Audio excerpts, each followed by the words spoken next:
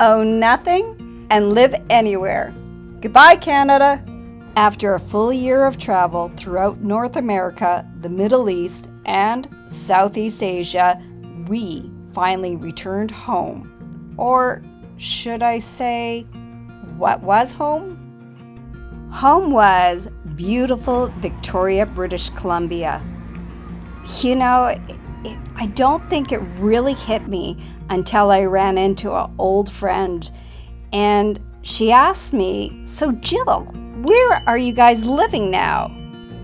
Well, geez, I honestly had to think about it because I really didn't have an answer for her. We were living everywhere and anywhere that our little hearts desired. This is the first time that I think I truly realized we were living globally. We were now living the life that we had only dreamed of. Okay. Ready? Yeah. See you do it. Roar.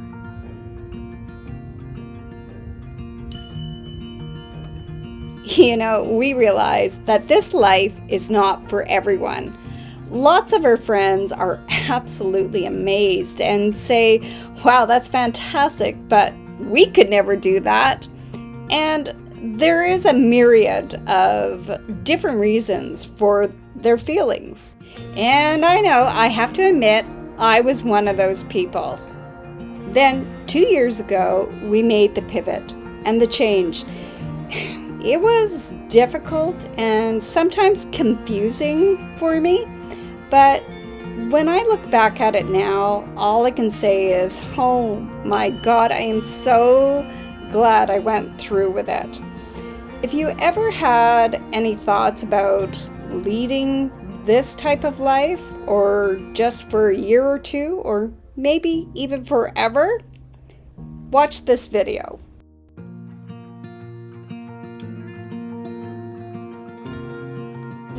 We always love hearing your comments, so please share. And don't forget to please subscribe, like, and share.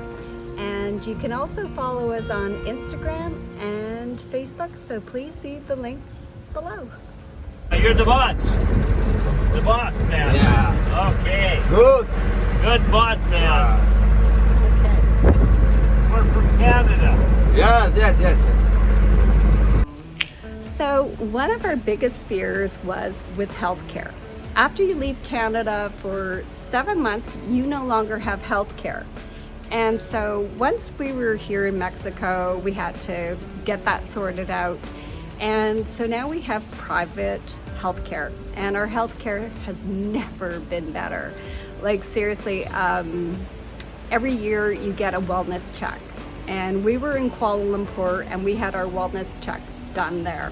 I had a pap test, I had a pelvic ultrasound, I had a mammogram, I had echocardiogram, I had a stress test. I met with the cardiologist, and if that wasn't enough, I had a hearing test, an eye test, and I met with a dietitian.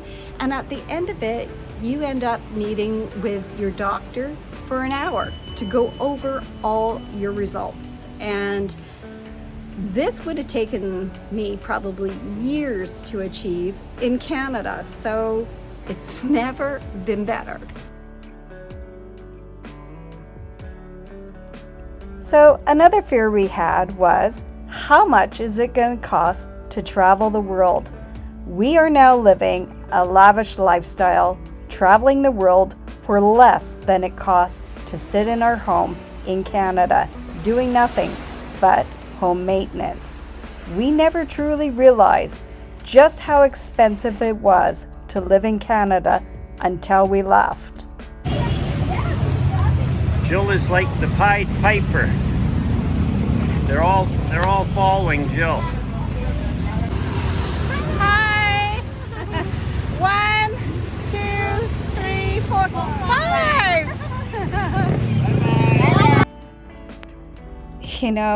Living a life like this and having these experiences, it's absolutely priceless. And I think, like most people, our largest expense was our home. And once we decided to give up our Canadian tax residency, we had to sell it.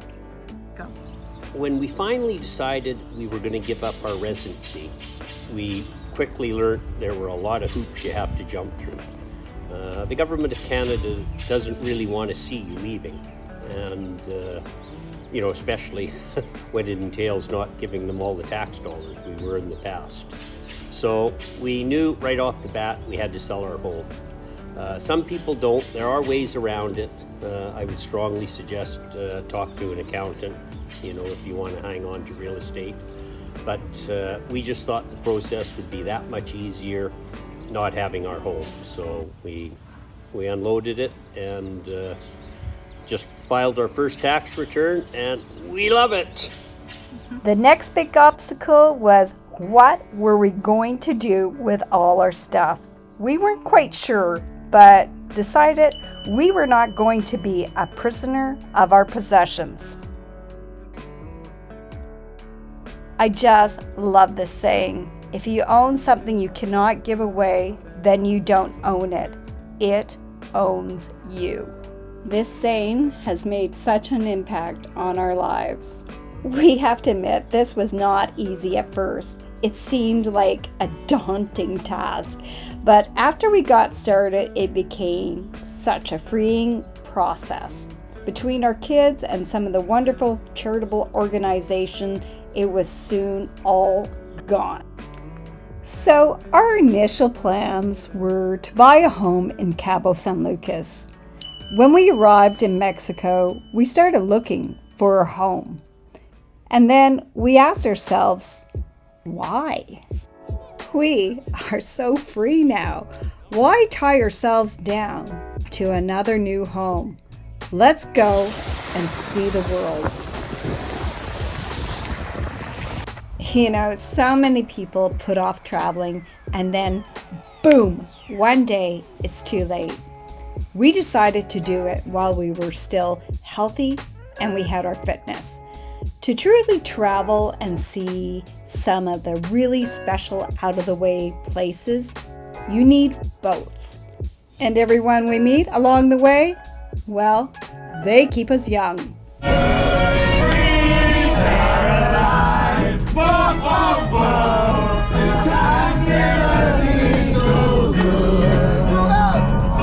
Another big deal breaker for a lot of people is we don't want to leave the kids. We are in constant contact with our kids on a daily basis. And as for personal quality time, when they are free from their busy lives, we fly them to come and join us, no matter where we are. For example, our youngest son just spent a full month with us on Boracay in the Philippines. Just that one trip alone, we spent more quality time with him than when we did in the previous year, when we were only living 6 blocks away from him.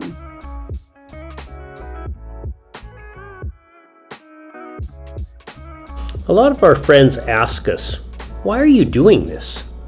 The reasons are numerous. Some of the main ones are, firstly, Canada is definitely not what it used to be. We're optimistic things will change, but right now we have discovered so many new places we would rather be living. As we mentioned before, we are actually saving money living this free lifestyle. We have never felt more empowered than we do now, knowing we can be wherever we want, whenever we want.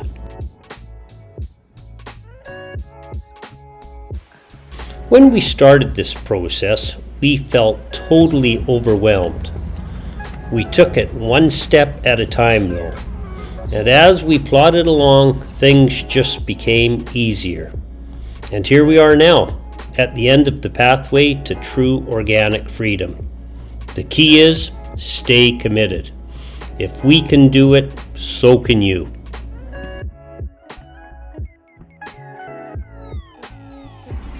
So, stay tuned for our upcoming video.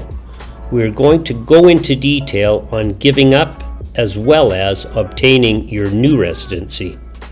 We will also discuss tax advantages as well as medical insurance. And we have some great contacts and tips for you as well.